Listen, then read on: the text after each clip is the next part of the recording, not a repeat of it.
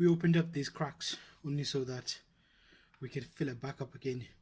The reason being is because whoever done this before, they didn't do a good job. And what I mean by that, they left the bottom, they left a line going all the way down at the bottom. That was allowing worms and insects to get in, and then they were attracting moisture, soil and whatnot, and that in return caused damp. So what we did is we opened up those cracks further, as you can see, and then we started filling it. We just used plaster and sand and cement, 5:1 really, and a bit of sharp sand as well to the mixture. That's it. So all I've done is I've added my measurement and then using this drill mixing it instead.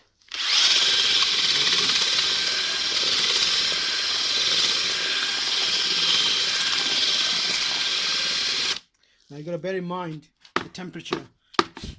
We're in summer now, so I have to make this bit runny. At the same time, I go along with my spray gun here and spray along like so.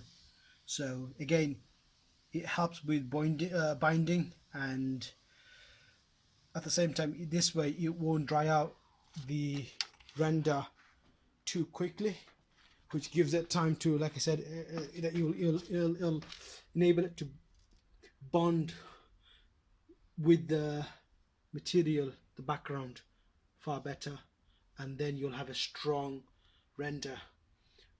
This is more like filling. This is not really rendering, but you know, you get the point anyway. Anyhow,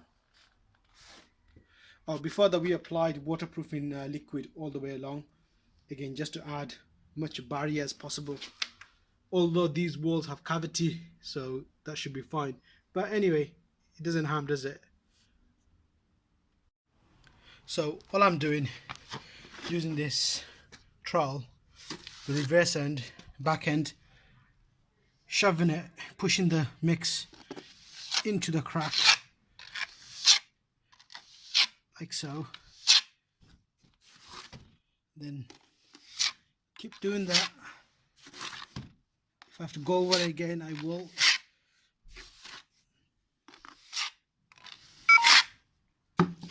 So then, using my battery's gonna die, using the flat end, just go over it and leveling it. And after that, I go over this sponge to finish the job.